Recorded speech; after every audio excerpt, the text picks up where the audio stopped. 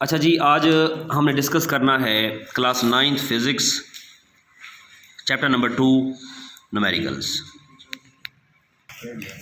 Previous lecture में हमने ये फर्स्ट, सेकंड और थर्ड हमने ये एंड किया और अब हम डिस्कस करते हैं 4। लेकिन एक चीज़ ज़रा माइंड में रहे कि आपका न्यूमेरिकल 2.4 और 2.8 ये एक दूसरे के रिश्तेदार हैं, सेम टू सेम। ठीक, सो दोनों को इकट्ठा करेंगे। मैं 2.4 के बाद जाऊंगा 2.8 पे। यार बिल्कुल सेम टू सेम है। ज़रा देखिएगा, कुछ बातें हैं जो आपको मद्देनज़र रखनी है।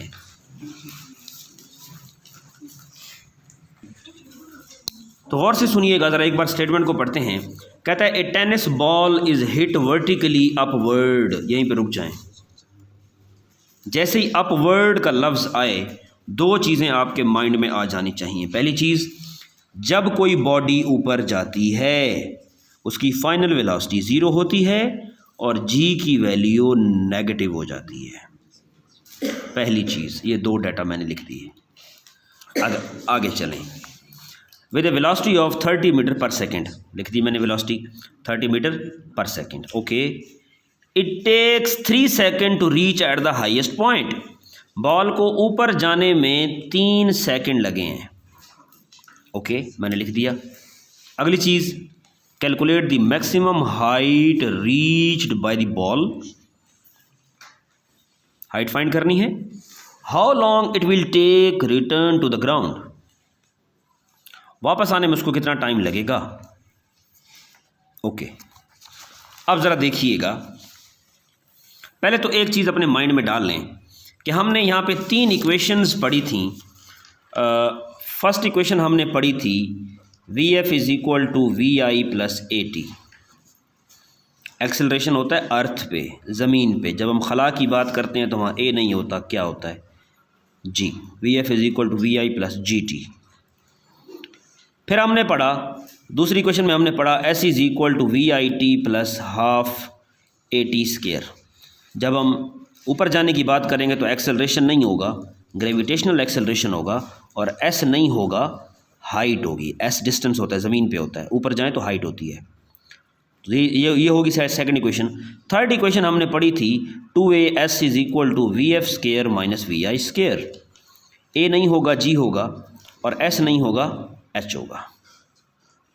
ठीक, तो ये हमारी 3 इक्वेशंस होंगी जब हम ऊपर जाने की बात कर रहे होंगे।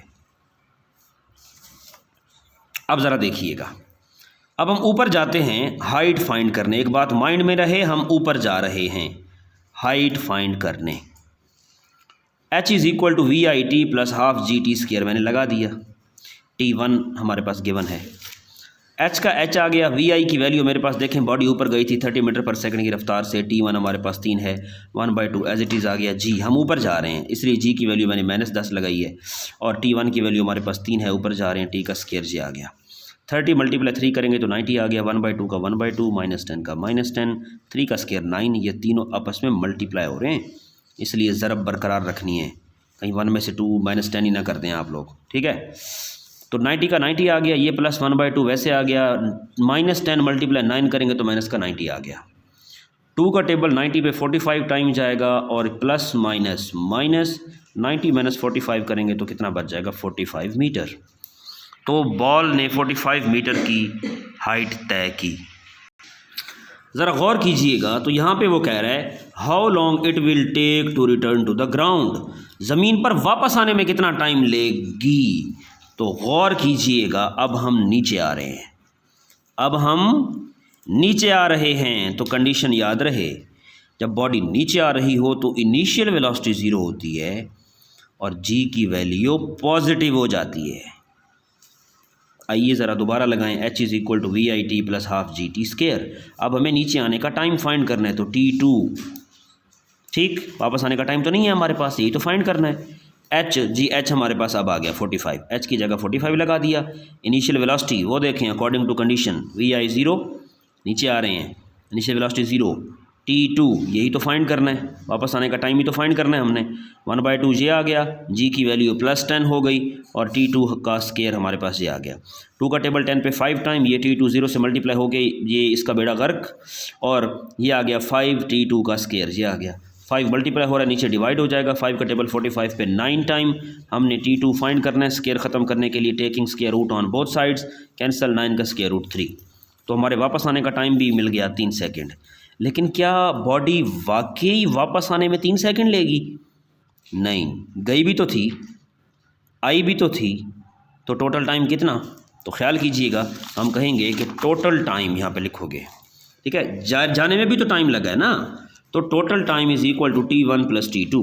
जाने का टाइम 3 सेकंड, आने का टाइम 3 सेकंड, दोनों को ऐड करोगे तो कितना? 6 सेकंड। तो ये आपका हो गया न्यूमेरिकल नंबर 2.4। अब बिल्कुल इसी तरह न्यूमेरिकल है 2.8, यहाँ पे भी मैंने सेम ही कराए हुए हैं, ठीक है। तो ज़रा आइए डिस्कस करते हैं। A cricket ball is hit vertically upward, रुक जाएं यहीं पे, अपवर्ड का वर्ड आ गया है, जैसे मैंने पहले बताया, ठीक। जैसे अपवर्ड का लफ्ज़ आया तो दो बातें माइंड में आ जानी चाहिए कि फाइनल वेलोसिटी 0 और जी की वैल्यू नेगेटिव, लिख दिए 2 डाटे मैंने। अगली चीज़, वो भाई साहब यहाँ पे एक ट्रिक खेल रहा है आप लोगों के साथ, ज़रा देखिएगा। And return to the ground 6 second later, ball गई है 6 सेकंड बाद ज़मीन पे वापस आती है। भाई गई भी तो है, आई भी तो है, यानी आने जाने दोनों का टाइम वो 6 सेकंड बता रहा है, तो इसको 2 टुकड़े करो ना, इसको ब्रेक करो बीच में से। T1 जाने का टाइम भी 3 सेकंड, आने का टाइम भी 3 सेकंड, बचे क्या करते हैं, और जी 6 सेकंड दिया हुआ है, लगा दो 6 सेकंड, तो T = 6 सेकंड, न्यूमेरिकल का बेड़ा गर्क। तो इस चीज़ का ख्याल कीजिएगा, अकल इस्तेमाल करें कि return to the ground 6 second later, 6 second बाद ज़मीन पे वापस आ रही है। भाई गई भी तो है, फिर वापस भी तो आई है, तो डबल टाइम हो गया ना, तो एक करने के लिए आपने उसको ब्रेक कर दिया उसको। अगली चीज़, calculate maximum height reached by the ball, ball कितनी हाइट तक गई, and initial velocity of the ball, और बॉल की इनिशियल वेलोसिटी कितनी थी। अब ज़रा गौर से सुने, इतना उसने ट्रिक खेला है आप लोगों के साथ यहाँ पे कि पहले उसने कहा है हाइट फाइंड करें, ठीक, तो कहाँ लिखा हुआ है कि जो चीज़ पहले लिखी हुई है वही फाइंड करें। जैसे ही आप लगाने के लिए फार्मूला लगाएंगे H = VIT + ½ GT², मैं पूछता हूँ ये VI कहाँ है? ये VI नहीं है आपके पास, वो देखो, तो पहले H फाइंड नहीं हो सकता, पहले आपको फाइंड करना होगा VI, फिर जाके फाइंड होगा H। तो आइए फर्स्ट इक्वेशन लगाएं, VF = VI + GT, VF 0, VI body चली थी, VI से VI हमारे पास है ही नहीं, ये VI आ गई, G हमारे पास -10, T1 3 10 30, माइनस का -30 उधर जाके +30 मीटर पर सेकंड, तो इनिशियल वेलोसिटी कितनी? 30 मीटर पर second.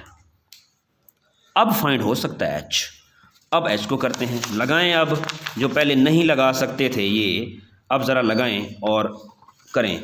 H = VIT, H = VIT + ½ GT², तो VI हमारे पास 30, T हमारे पास 3, 1/2, G की वैल्यू -10 और T1 हमारे पास 3, इसका स्केयर 3 × 30 हमारे पास 90 हो जाएगा, 3 का स्केयर 9 हो गया, 2 का टेबल 10 पे 5 टाइम चला जाएगा, या 9 10 90 करके फिर 2 से कैंसिल करते हैं 45, तो 90 - 45 हमारे पास कितना आया? 45 मीटर। न्यूमेरिकल को करने का तरीका मैंने बताया था कि भाई given data to find formula, end पे कंक्लूजन मुकम्मल करें, तब जाके इसके 5 नंबर मिलते हैं। जब एग्जामिनर इसको चेक करते हैं तो नंबरों की डिवीजन होती है।